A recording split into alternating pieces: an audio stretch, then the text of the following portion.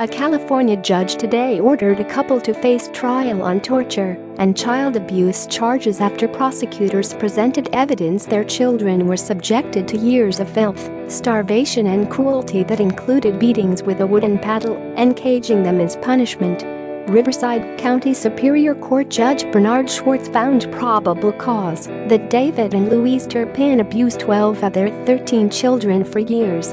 The judge threw out a child endangerment charge involving the youngest daughter, who was 2 years old, when the children were rescued from their home in Perris in January. As the Turpin parents appeared for a second day at a preliminary hearing, their 7 adult children were in an adjacent courthouse for a closed-door guardianship proceeding. Jack Osborn, a lawyer for the adult children, said no decision was reached on appointing the Riverside County as their long-term guardian. Bailiffs cleared the hallway after the appearance for the privacy of the children, who could be seen from a distance in silhouette as they were ushered out of view.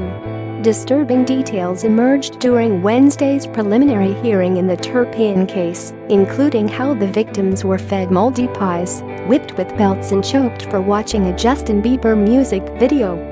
Those present in Superior Court in Riverside gasped when prosecutors showed photos of 2 of Louise and David Turpin's daughters that their 17-year-old sister had snapped with an old cell phone before fleeing in January. The images featured 2 pale, malnourished girls, ages 11 and 14, shackled to bunk beds inside their family's filthy home in Perris, California. David and Louise have pleaded not guilty to torture, child abuse and other charges. Each is being held on $12 million bail and could face up to life in prison if convicted. The couple was arrested in January after their 17-year-old daughter, who had spent 2 years planning an escape, climbed out a window and then called 911 to report abuse. By the time police arrived at the house 70 miles southeast of Los Angeles, the 2 shackled sisters had been hastily released from their chains when police showed up, but a 22-year-old son remained restrained. The young man said he and his siblings had been suspected of stealing food and being disrespectful, Riverside County Sheriff's-De. Thomas Salisbury said during Wednesday's hearing. The man said he had been tied up with ropes at first, but later, after learning to wriggle free, restrained with increasingly larger chains on and off over 6 years.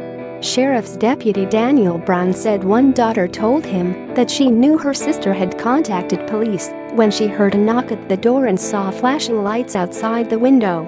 She said she was finally going to become free, Brown said.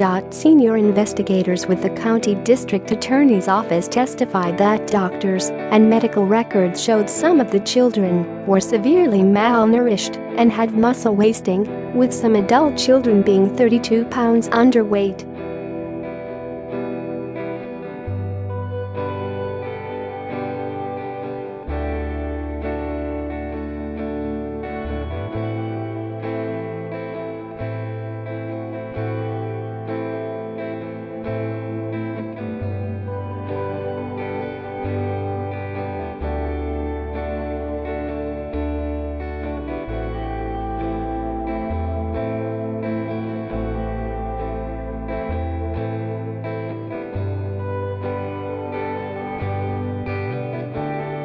You want to die and go to hell?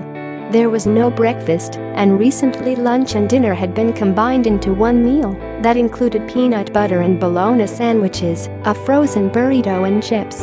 The girl said she recently had started refusing the peanut butter sandwiches because she starts to gag and starts to throw up, Campos testified. The teen, who said she hadn't finished first grade, had difficulty pronouncing some words and spoke like a much younger child.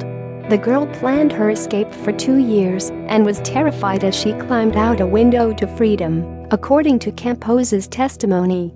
She couldn't even dial 911 because she was so scared that she was shaking, he said. She didn't know the neighborhood and had to read her address to the dispatcher off a piece of paper. The kids were rarely allowed outside, though they went out on Halloween and traveled as a family to Disneyland and Las Vegas, they said. Sometimes I wake up and I can't breathe because of how dirty the house is, the girl told the woman dispatcher. She said she hadn't bathed in a year and Campos observed dirt caked on her skin and a stink from being unbathed. The girl referred to her parents as mother and father because she said it was more like the Bible days, he said.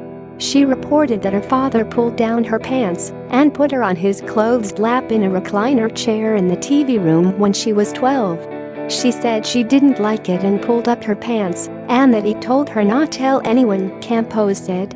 The children spent most of their time locked in their rooms, except for limited meals or using the bathroom. If they didn't obey strict rules, they were slapped in the face or had their hair pulled, the girl told Campos. The eldest son in the family told authorities discipline in the home included beatings with the leather or buckle end of a belt, said Wade Walsvik, senior investigator for the Riverside County District Attorney's Office.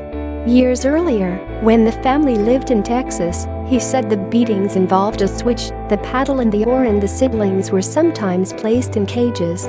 Wednesday's hearing was held to determine whether the prosecutors have amassed enough evidence to take the case against the Turpins to trial. Authorities said the Turpin children were isolated from each other and locked in different rooms in small groups. They did not have access to televisions or radios, but expressed themselves in the hundreds of journals that investigators seized from the home. Most of the children were homeschooled, but one of the older boys was allowed to attend classes at Mount San Jacinto Community College. His mother would drive him there, stay outside in the hallway during the class, and then take him back home as soon as the class ended, prosecutors said. After they were freed from the home, the children, who ranged in age from 2 to 29, were immediately hospitalized and eventually released. Prosecutors said the abuse was so prolonged the children's growth was stunted. The current whereabouts of the children is unknown.